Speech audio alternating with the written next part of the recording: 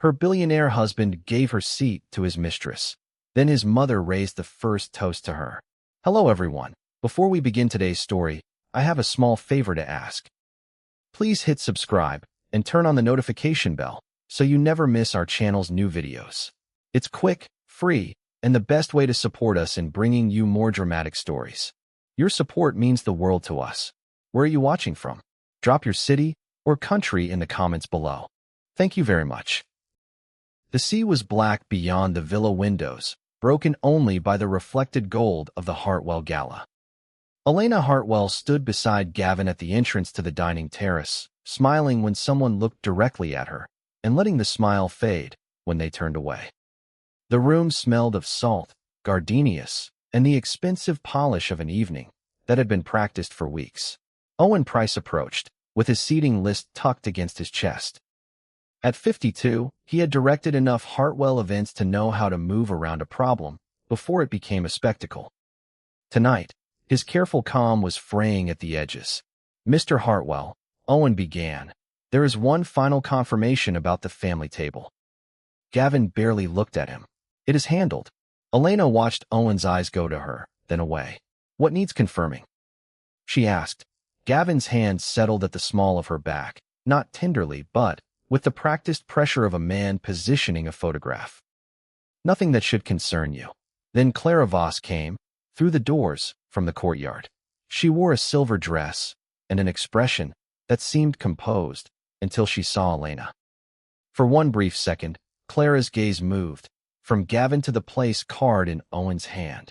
Gavin lifted his glass toward her. Clara, there you are. Gavin, Elena said, quietly enough that he should have had to lean in to hear her. Why is she here? He exhaled, through his nose, as if she had chosen the worst possible moment to be inconvenient. She is a special guest. Keep this graceful. Owen stepped closer to the table. Elena saw it then. Her name card had been moved aside. Clara's was placed beside Gavin's. That is my seat, Elena said. Gavin did not lower his voice. Not tonight. Clara has been helping with several initiatives. She should be near the people she needs to meet. The words landed in the hush of nearby conversations. Elena felt every old habit rise in her at once. Smooth it over. Take the smaller chair. Wait until they were alone. She could almost hear herself saying it was fine. But it was not fine. Her face warmed. Her hands had gone cold. You are giving my seat away, she said. I am arranging dinner, Gavin replied. Please do not turn this into something it isn't. Clara did not sit. Gavin, perhaps there has been a mistake. There has not, he said, with a sharpness that made her close her mouth. Before Elena could decide whether leaving would feel more dignified than staying, Vivian Hartwell crossed the terrace. She wore deep blue and carried herself with the calm certainty that had made rooms listen to her for 40 years. She did not glance at Gavin first. She came directly to Elena. Darling, Vivian said, taking Elena's hand. Her palm was warm and steady. Your chair is waiting for you. Gavin's jaw tightened. Mother. Vivian accepted a glass from the table and raised it. The room did not fall silent all at once. It gathered itself into silence because she expected it to. Before we begin, she said, I want to offer the first toast to Elena Hartwell. She is my daughter-in-law, and no one at this table is more entitled to this seat or to this family's respect than she is. Elena could not speak. Vivian squeezed her hand once, not to make a performance of comfort, but to remind her she was not alone in the room. To Elena, Vivian said, glasses lifted. Some people looked embarrassed. Some looked relieved to have been told what decency required. Clara set her own glass down. Gavin stared at his mother, as though she had stepped outside a script he had written for all of them. Elena sat in her chair. The linen beneath her fingers felt real. So did the shame and the strange beginning of anger beneath it. 3 weeks earlier, she had still believed that if she waited long enough, Gavin would tell her what was wrong. 3 weeks before the gala, Elena set 2 plates on the dining table and checked the oven clock for the 4th time. The soup had stopped steaming. The bread had gone firm around the edges. Gavin had said he would be home by 7, then sent a message at 8:30 that read, running late. Don't wait up. She waited anyway. When he came in, after 10, he smelled of rain and airport air. His suitcase rolled behind him, though he had told her his trip would end that afternoon. He was speaking into his phone in a low voice. "No," he said, stepping toward the terrace before she could greet him. "Tomorrow morning. We agreed on that." The glass door closed. Elena stood in the dining room, with one hand against the back of a chair. Through the door, Gavin turned away from the house. He used to take calls near her, sometimes covering the receiver and making a face when someone kept him too long. Now he seemed to need distance even from the light behind him. When he returned, he noticed the table. "You should have eaten." "I wanted to see you." Elena tried to keep the sentence simple. "How was the trip?" "Long." "You said you would be back by dinner." He removed his watch and laid it on the counter. "There was a change. It happens." She looked at the untouched plate. "Do you want some soup? I can warm it." "Elena, please." He rubbed his forehead. "I have been in meetings since dawn. I cannot manage a debrief at 10 o'clock. The apology came automatically. "I wasn't asking for a debrief." "Then don't make one." He walked upstairs, carrying his phone with him. Elena stayed at the table until the soup cooled completely. It was not the first late night. It was only the first one that made her feel as if care had become a demand she had no right to make. The next morning, she found him at the kitchen island in a fresh shirt, scrolling through messages. The sun made the room look normal. "That was almost worse. Our anniversary is next Thursday," she said. "I made a reservation at Bellamy's." Gavin did not look up. "Thursday is difficult. We could go later. Or we could stay in. I just thought we might have an evening." He set his phone face down. "You are making a calendar into a verdict." Elena stared at him. "I am asking about dinner. And I am telling you I have a company to run." For years, she had understood that pressure came with his work. She had made space for it, without keeping score.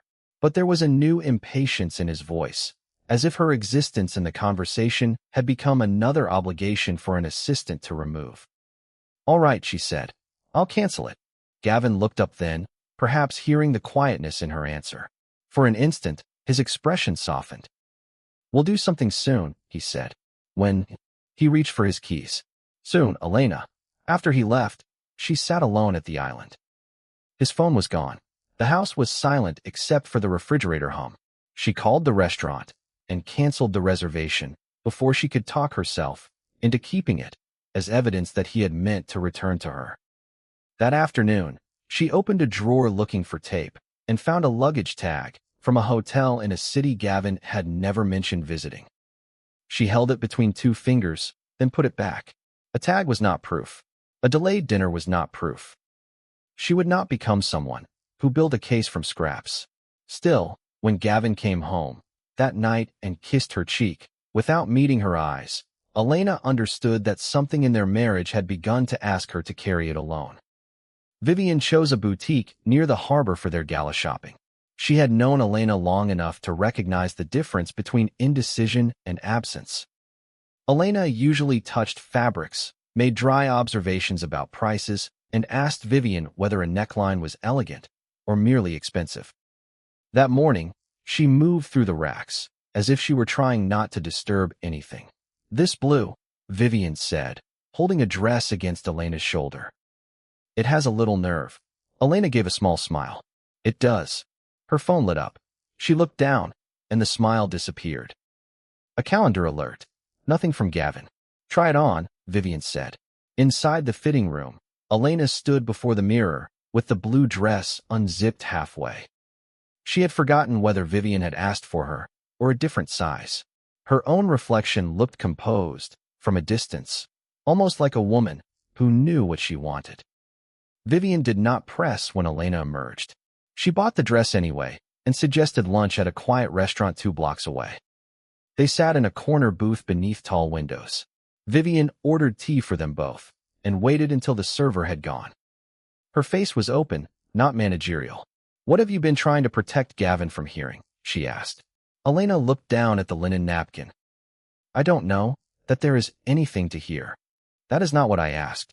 The gentleness of it made Elena's throat tighten. "He's been traveling. He takes calls outside. He forgets things we planned.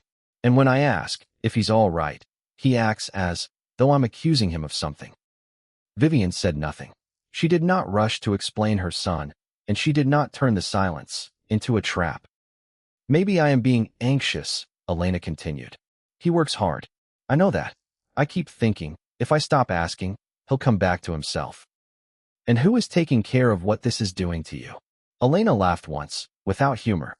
I manage. You have always managed, Vivian said. That is one of your strengths. It is not a contract requiring you to manage another person's dishonesty, if dishonesty is what this is. Elena looked at her sharply. I don't have proof. I don't want a family campaign against Gavin. Neither do I. Vivian folded her hands on the table. I will not confront him on a suspicion. I will not ask you to forgive him, defend him, or make a decision before you are ready. But I can find out what is true, lawfully and quietly. Why would you do that? Vivian's eyes softened. Because you are family. Because truth is kinder than leaving you alone with doubt. And because if my son has made you carry a lie for him, he should not be protected by the people who can see it. The tea arrived. Elena watched steam curl above the cup. If you find something, she said, I decide what happens next. Yes. You do not turn it into a business matter unless it truly is one. Yes. And you don't make Clara into a villain just because she is the easier person to blame. Vivian studied her for a moment. No. Adults answer for their own choices. That includes Gavin. Elena breathed in slowly. It did not make her feel brave. It made her feel less alone, which was different and more useful. All right, she said. Find the truth. Vivian reached across the table, but stopped short of taking her hand, until Elena turned her palm upward. Then she held it, quietly, while the harbor traffic moved beyond the glass. Nadia Brooks arrived at Vivian's office 4 days later, with a slim folder and the kind of stillness that made Elena trust her before she understood why. Nadia did not dramatize what she had found. She set the folder on the table, explained the limits of her assignment, and waited for Vivian to nod before she opened it. I verified only what was necessary, Nadia said. There are no private recordings, no intimate material, and no information gathered outside lawful channels. Elena sat beside Vivian, her hands locked together in her lap. What did you verify? Nadia looked at her, not at Vivian. Gavin Hartwell and Clara Voss have met repeatedly during travel listed as company business. The arrangements were concealed through changed flight schedules and hotel bookings. I also found written direction from Gavin to Owen Price to add Ms. Voss to the gala list as a special guest. Elena's mouth went dry. Was he planning to put her at the family table? Nadia opened a single printed message. The message does not use those exact words. It says, make sure Clara is beside me. Elena can be placed elsewhere if necessary. For a moment, the room seemed to lose its dimensions. Elena heard the rain tapping against the windows and nothing else. Vivian's face did not harden into anger. It became very still. Thank you, Nadia. Is there any reason to believe Owen understood more than the instruction itself? No. His messages indicate he raised a concern about changing the family table. Gavin told him it was a personal matter and to follow the revised plan. Then Owen is not the person who needs explaining. Vivian looked at Elena. Do you want to stop? Elena nodded. Nadia closed the folder at once. In the hallway outside the office, Elena leaned against the wall. Vivian did not tell her to be strong. She waited until Elena could speak. I kept thinking I was making it bigger than it was, Elena said. I kept trying to make room for him. You were trying to love your husband, Vivian replied. The failure is not yours. Elena wiped at her eyes. I don't want to call Clara. I don't want to scream at Gavin. You do not have to do either. But I don't want him walking into that gala and pretending this is normal. Vivian considered that. He will have one chance to tell the truth and restore your place himself. I will give him that chance privately, and if he doesn't, then I will not help him use a family event to diminish you. Elena looked through the office glass at the city below. She did not feel powerful. She felt stripped of the story that had made her patience seem noble. But beneath the grief was a clean, hard fact. She knew what Gavin had chosen. You can speak to him, she said. But not for me. Vivian nodded. Never for you. only to make his own choices visible to him. Nadia stepped out, with the folder tucked under her arm. I will retain the verified records securely, she said. Nothing else is needed, unless you ask for it. Thank you, Elena said. As Nadia left, Elena saw that the next conversation belonged to Gavin. The decision after, that would still belong to her. Vivian asked Gavin to meet her in the conference room, after the office had emptied. He arrived without his jacket, phone in hand, already annoyed. If this is about the board packet, I have 10 minutes. Sit down, Vivian said. He looked at her, then at the closed door. What is this? A chance you will not be offered twice. Gavin sat slowly. Vivian remained standing at the window for a moment, watching the last lights come on across the harbor. When she turned, her voice was low. I know about Clara Voss. I know about the travel arrangements. I know you instructed Owen Price to make room for her at the gala. Color left Gavin's face, then returned as irritation. You had me investigated? I had the truth verified, after Elena came to me afraid she was losing her mind. Do not make the method larger than the betrayal. Elena came to you. Elena came to me, because you made ordinary concern feel unsafe to bring to you. He stood. This is private. It was private, when you had the opportunity to tell your wife the truth. It became a company concern, when you used company travel and company staff to hide it, and a family concern, when you planned to remove her from the family table. Gavin paced once across the carpet. You don't understand my marriage. Then help me understand. Did Elena ask you to lie? Did she ask you to make her question every late night? Did she ask you to place another woman beside you at an event held in this family's name? He stopped. Clara understands the pressure I am under. Elena and I have been distant for months. Distance is not consent to deception, Vivian said. And stress is not a license to make a wife disappear. Gavin looked toward the door. What exactly do you want? I want you to end the affair. I want you to tell Elena the truth yourself. At the gala, I want you to restore her place, without asking her to earn it. Then you may accept the consequences of what you have done. He gave a short, disbelieving laugh. You are ordering me to confess to something that will destroy everything. No, I am telling you what honesty costs after you have chosen not to practice it. There is a difference. For the first time, Gavin looked less angry than frightened. Vivian felt the old instinct to soften the blow for her son. She let it pass. Love that protected him from this would leave Elena alone with it. You have one chance to make this right, before anyone else is forced to see what you have done, she said. Use it. Gavin picked up his phone. I'll handle it. That is not an answer. It is the answer you're getting. He walked out. Vivian remained in the conference room until the sound of his steps had faded. Then she called Elena, not to report every word, but to say, I spoke to him. He knows he has a choice. Elena was quiet on the other end. Did he choose? Not yet. Then neither have I, Elena said. Vivian closed her eyes. That is exactly as it should be. 2 days later, Elena stood in her bedroom holding the blue dress from the Harbor Boutique. She considered not going to the gala. Then she remembered the agreement she had made with herself. She would not disappear to make Gavin's lie easier to maintain. She zipped the dress, took one slow breath, and left for the villa. The villa looked even brighter when Elena returned in the blue dress. She had expected the night to feel difficult. She had not expected the difficulty to become so physical. Gavin drove them in near silence. At the gate, he took one last call and said, Go ahead. I will be right behind you. Elena waited for him anyway. When he finished, he did not mention Vivian's warning. He only adjusted his cuff and asked whether Elena had brought the earrings he liked. You know what I need to ask you, she said. Gavin's expression closed. Not here. You had days to speak to me somewhere else. I said not here. At the entrance, Owen met them, with a professional smile that could not quite hide his unease. Good evening, Mr. and Mrs. Hartwell. The receiving line is on the terrace. Gavin moved ahead, then paused when Clara approached from the courtyard. She had a glass of water in one hand. She looked less certain than she had at the beginning of the night. Gavin, Clara said, keeping her voice low, is the table plan settled? He gave her a look Elena recognized. It was the look he used when he wanted someone to stop asking an inconvenient question. Do not make trouble, Clara. Clara's eyes flicked to Elena. I am not trying to. Then trust me.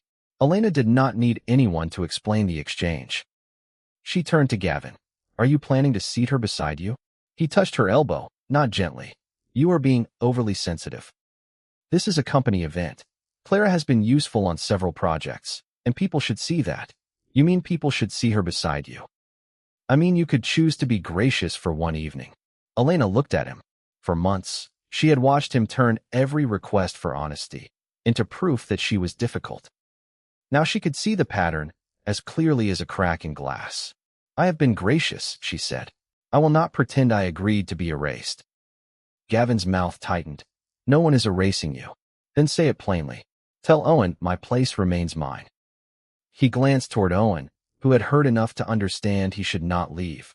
For one suspended second, Elena thought Gavin might take the chance his mother had offered him. Instead, he said, We are not doing this in front of staff. Owen looked down at his list. I will follow the final direction you provide, Mr. Hartwell.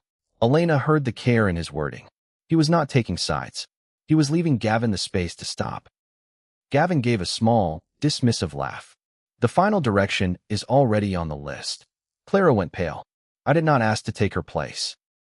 You accepted the invitation, Elena said. Her voice was quiet, but it did not shake. That matters. Clara swallowed. I know.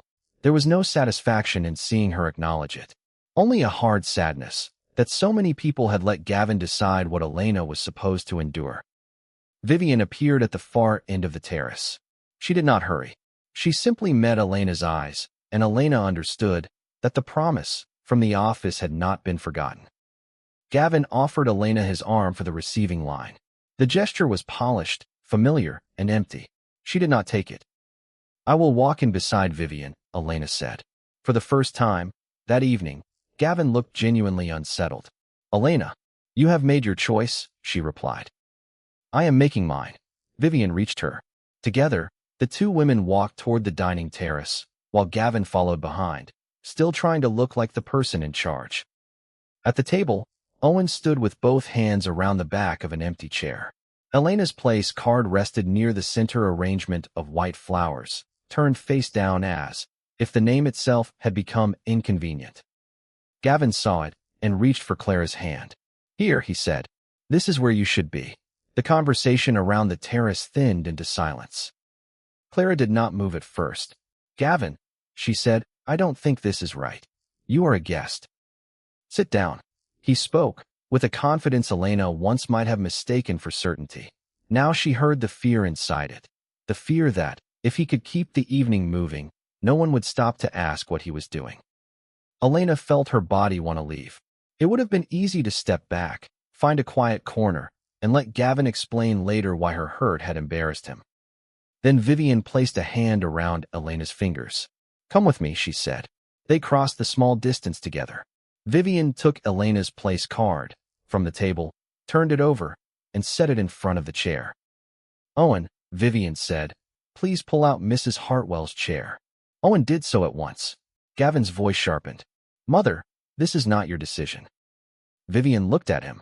It became my decision when you attempted to make your wife disappear at a table bearing our family name. She accepted a glass from Owen. He had not opened the dinner formally. He was waiting, as he had been taught, for the family to settle. Vivian lifted the glass and faced the guests. Before the meal begins, I would like to offer the first toast. No one spoke. The tide moved against the rocks below the terrace. To Elena Hartwell, Vivian continued. To her steadiness, her kindness, and the respect she has given this family. She is my daughter-in-law. No one here is more entitled to this seat, or to our respect than she is. Elena's eyes burned. She did not look down. She let the words meet the room. Vivian's gaze shifted to Gavin, not cruelly, but without escape.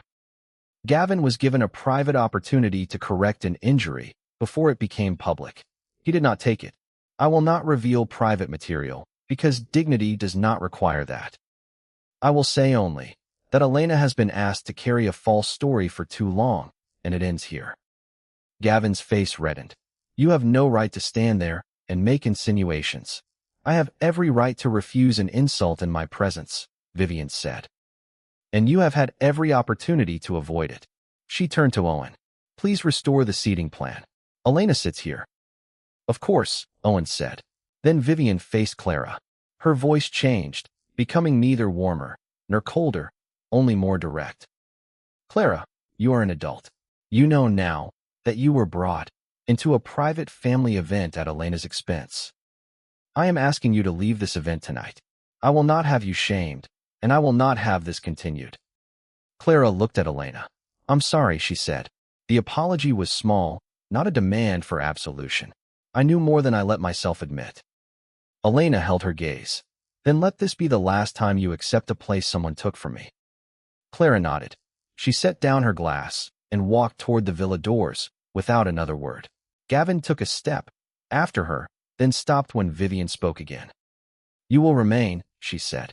Tomorrow, the board will be told that you are stepping back from company-facing duties while your misuse of company arrangements is reviewed. That is not punishment. It is accountability. You cannot do that alone. I do not intend to, but I can begin the process, and I will. Gavin looked around the table, perhaps searching for someone to rescue him from the consequences of his own choices. No one moved. Owen stood quietly beside the chair. The guests watched with the uncomfortable stillness of people learning that wealth did not make cruelty less visible. Vivian raised her glass once more. To truth, offered without spectacle. To Elena, who should never have had to ask for what was already hers. This time, the guests lifted their glasses slowly. Elena sat. Her knees were weak, but the chair beneath her was solid. Gavin leaned toward her. We need to talk. Not now, Elena said. You had now, before you walked through that door. She turned toward Vivian. Thank you. Vivian nodded. You do not owe anyone a response tonight. The dinner began after that, but nothing was normal. Elena ate little. She did not need the evening to become a victory. She only needed it to stop being a lie performed at her expense. After the last guests had gone inside, Elena stood alone on the lower terrace. The music from the villa had been turned off. The ocean was louder without it. Gavin found her there. He had removed his tie and looked older than he had at dinner, but Elena refused the part of herself that wanted to make that easier for him. Elena, he said, please. She did not turn around. You can speak. I am not promising to answer. I never wanted it to happen that way. She faced him then. How did you think it would happen? You told Owen to put Clara beside you. You told me I was being difficult. You watched me stand there. I was trying to keep the company event from becoming personal. You made it personal when you used my place to make her visible. He looked away. I know that now. You knew it when your mother warned you. That stopped him. She told you? She did not have to. Your choices told me. Vivian appeared in the open doorway, but did not come closer until Elena glanced toward her. Elena gave a small nod. Vivian joined them, staying a respectful distance away. Gavin, Vivian said, the board review will proceed. Your work responsibilities will be limited while it does. This is not a conversation Elena has to manage. You are taking everything from me. Vivian's expression tightened with grief. No, you are meeting the cost of what you chose. Those are not the same thing. Gavin looked at Elena. Can we go home? The word home caught in her chest. The house had always been where she made room for him. Dinners kept warm, plans moved, questions swallowed. She could not walk back into it tonight and pretend that nothing there had changed. I am not going home with you, she said. I need space. For how long? I don't know. That is mine to decide. He moved, as if to touch her arm, then stopped when she stepped back. There was no threat in the movement, only the old assumption that she would soothe the moment if he looked sorry enough. I am sorry, he said. You are sorry the room saw you. I don't know, yet whether you are sorry for what you did when no one was looking. Gavin opened his mouth, then closed it. Elena turned to Vivian. I will stay nearby tonight. I have made my own arrangements. Vivian did not offer to take over. Call me if you want company, or do not call. Both are allowed. Elena gave her a tired smile. Thank you. As she walked away from the terrace, she heard Gavin say her name once. She did not stop. It was not punishment. It was the first boundary she had been able to hold, without explaining it, until someone else approved. The next morning, Vivian confirmed that the board had begun its review. Owen sent Elena a brief note saying only that the revised seating instruction had been preserved in the event file, and that he hoped she was well. Elena did not need to answer immediately. She kept the note, then put her phone down, and let the quiet belong to her. 5 days passed before Elena agreed to meet Gavin.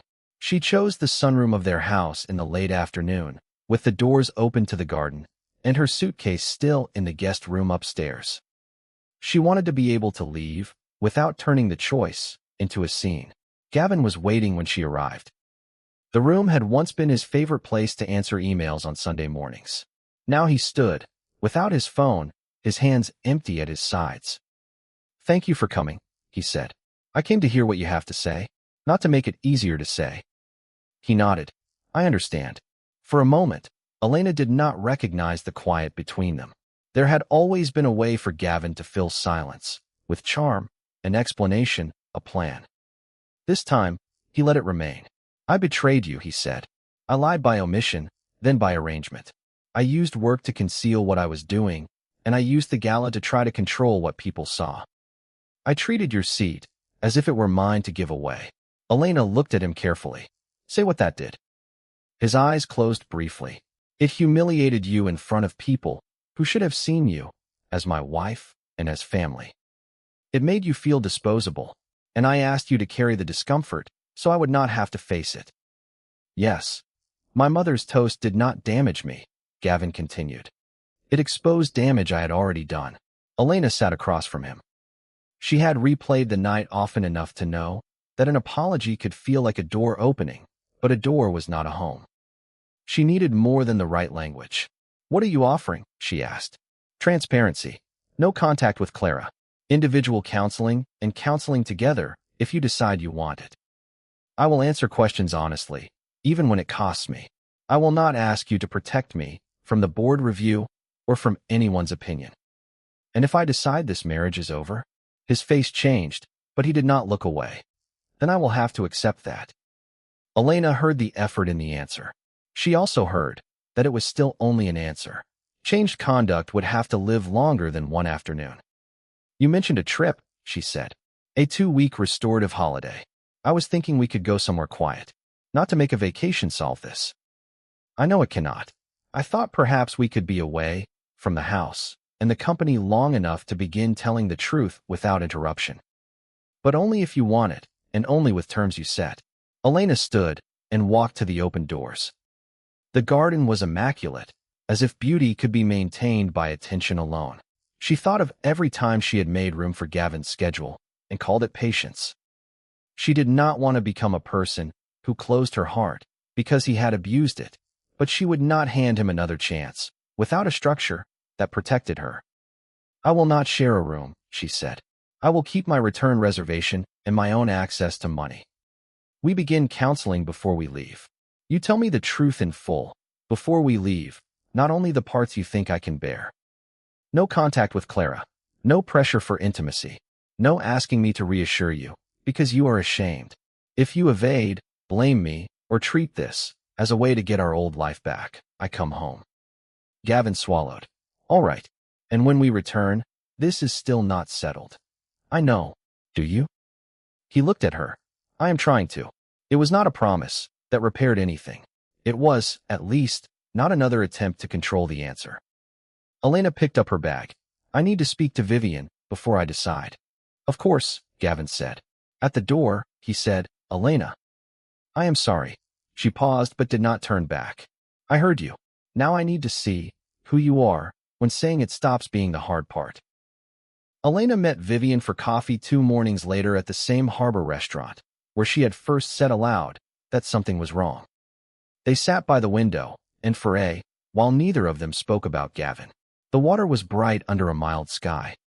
Elena wore no gala blue, no armor at all, only a soft gray sweater and the expression of someone who had slept badly but stopped apologizing for it. Vivian stirred her coffee. "Have you decided?" "I think so. Do you want my opinion?" Elena smiled faintly. "Not before I tell you mine." "Fair enough. Elena looked toward the harbor. When I first came to you, I thought I needed someone to tell me whether I was overreacting. Then I thought I needed proof. Now I have proof, and I still have to decide what kind of life I can live. Vivian nodded. Yes, I'm going to take the 2 weeks. Not because I think a trip makes betrayal smaller. Not because I have forgiven him. I want to see whether he can keep choosing honesty when there is no room left for a performance. Vivian set down her spoon. Then, that is a reasonable choice. And if you decide differently tomorrow, that may be reasonable too. Elena let out a breath she had not known she was holding. You are not going to tell me to leave him? No. I will never confuse protecting you with deciding for you. You know your limits better than anyone else. My job is to respect them. That was the gift Vivian had given her all along, Elena realized. Not permission to be angry. Permission to be the person whose answer mattered. Before leaving the restaurant, Elena opened the notes she had made after speaking with Gavin. She read them aloud, not because Vivian needed to approve them, but because she wanted to hear whether the terms still sounded like her own voice. The company review stays separate from me, Elena said. Gavin does not use me as evidence that he is a good man, and he does not ask you to soften the consequences. He continues counseling whether I stay or not.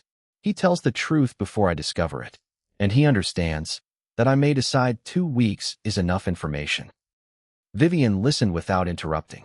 When Elena finished, she said, those are not demands meant to punish him. They are conditions that let you see whether he can be trustworthy. Sometimes I worry that I am becoming cold. Boundaries can feel cold to someone who expected access without limits, Vivian said. That does not make them cruel. Elena looked down at the page. Gavin had spent months making every request sound like a burden. The list did not feel like revenge. It felt like a door with a lock she controlled. There is one more thing, she said. I will not talk about Clara, as if she forced him into anything. She made her own choice. So did he. But the repair is his work, not a story about her. Vivian's expression softened. That is fair. I do not want to be fair at my own expense anymore. You do not have to be. Fairness includes you. Elena folded the paper and put it in her bag. She had expected this conversation to make the next step easier. Instead, it made it more honest. She could choose the trip and still leave. She could listen to an apology and still decide it was not enough. She could love the memory of what her marriage had been, without surrendering to what it had become. Later, Elena met Gavin at the departure gate for their short flight. He carried only one bag and waited until she chose where to stand. She had booked separate rooms and kept her return details in her own pocket. He had already begun individual counseling, and their first joint appointment was scheduled before they left. None of it made the past less real. It only made the future specific enough to test. Before we go, Elena said, I want to say this once more. I am not coming with you to make you feel forgiven. I am coming because I am willing to observe whether repair is possible. Those are different things. They are, Gavin said. If you hide, deflect, or ask me to carry your shame, I leave. I will not debate it. I understand. She studied him. You will have to keep understanding. I will. They stood in the quiet that followed. Gavin had once been able to turn a pause into a promise, so polished that Elena felt unkind for wanting details. This time, she made him stay with the question he had avoided. What will you do if I decide not to come back to this house after 2 weeks? She asked. His eyes moved to the boarding doors, then returned to her. I will accept it. I will keep the company review separate from you. I will continue the work I should have done before I hurt you. I will not ask my mother to persuade you, and I will not make you the reason I am disappointed in myself. Elena listened for the hidden request beneath the answer. There was none she could hear. That did not mean she trusted him. It meant he had finally said something, without placing the emotional cost back in her hands. That is the minimum, she said. I know. Good. I am not offering you a finish line. I am not asking for one. For the first time since the gala, Elena allowed herself to see that he might be capable of learning the difference. Capability was not proof. It was only a reason to test what he did next. Elena did not take his hand. She walked beside him toward the gate, carrying her own bag. Beyond the glass, the plane waited on the runway, ordinary and impersonal. The trip was not a reconciliation. It was not a reward. It was 2 weeks in, which Gavin would have to meet the terms he had once assumed Elena would never name. As Elena stepped forward, she felt no certainty about the marriage. What she felt was steadier than certainty. She had stopped carrying the emotional labor of a polished lie. Whatever came next would happen in daylight, and on terms she had chosen herself. This story is a fictional dramatization created for entertainment and educational purposes. Any resemblance to real people, companies, or events is purely coincidental.